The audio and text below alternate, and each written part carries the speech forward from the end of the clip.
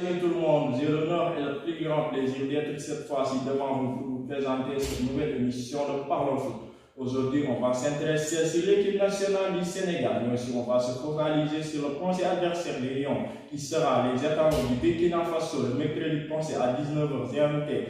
Démb comme ni ngeen ko gisee équipe nationale du Sénégal mu joué match bi nga xam ne moo nekkoon quart de finale face à la Guinée équatoriale mu doonoon match bu métti match bu difficile mais sans aucune conséquence. Les hommes d'Aliou Cissé ont validé leur ticket pour le dernier carré de la Coupe d'Afrique des Nations Total Energy Cameroun 2021. démb ki nga xam ne mooy sélectionneur des Lions Aliou Cissé moom dafa aligné waat même 11 di départ match bi weesu face au Cap-Vert. Loolu sans aucune surprise, Sadio Mané moo nekk ci fond de l'attaque bi accompagné par l'enfant série de Casamance Famara Diédhiou et Boulaye Dia, le joueur de Villarreal en Espagne. Mais donc dès la 28e minute, le Sénégal ouvre le score après une superbe passe de Sadio Mané pour Famara Diédhiou qui permet à l'attaquant qui est en tour d'ouvrir son compteur de but dans cette Coupe d'Afrique des Nations. Mais dès la tour au vestiaire, les hommes d'Équateur guinéens arrivent avec de l'autre visage et égalisent après une combinaison superbe accomplie par l'attaquant Bouila dès la 57e minute de jeu.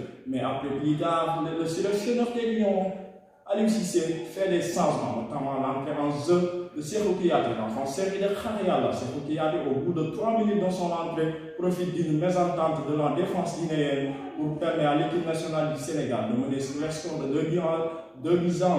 Mais dès la 79e minute, l'enfant série de Saint-Louis, Ismaïla Sarr, ouvre son contrôle de but dans cette Coupe d'Afrique des Nations après un superbe travail de Salif sur son côté pour servir l'attaquant des Hornets en Angleterre. Mais comme nous l'avons dit, c'est l'équipe nationale du Sénégal des jeux pour valider la ligne de ticket pour accéder à ce dernier carré de la Coupe d'Afrique des Nations Total Energy au Cameroun.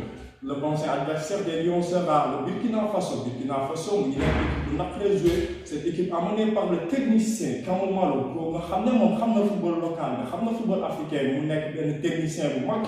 Beaucoup, bu ñu xoolee Burkina Tunisie la éliminé ci quart de finale. Tunisie nga xam ne équipe bu am taxawaay la ci football africain. Tunisie nga xam ne Sénégal moom moo ko éliminé woon ci dernière Coupe d'Afrique bi en 2019 en demi-finale.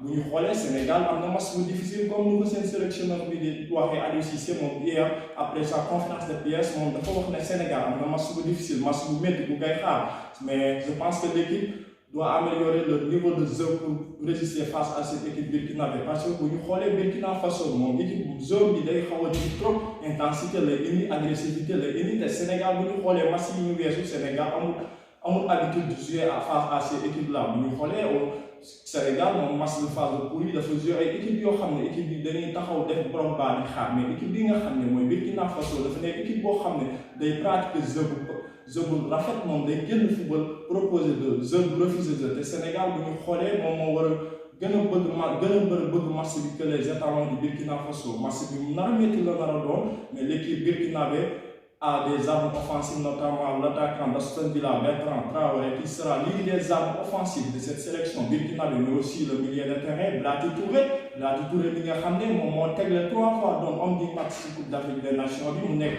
milieu de terrain boo xam ne technique am ak vivacité am ak vision de jeu mën na apporter dara ci équipe nationale bu Burkina Faso. Blati Touré moom nga xam ne c'est un joueur très engagé, qui a une vision de jeu importante. Je pense que le Sénégal a une réputation sur Blati Touré parce que nous avons les jeux Burkina Faso, si mon gars, il est le métronome de cette équipe burkinabé. Sénégal, comme nous l'avons dit, valide la ligne de ticket pour le jeu demi-finale de la Coupe d'Afrique des Nations.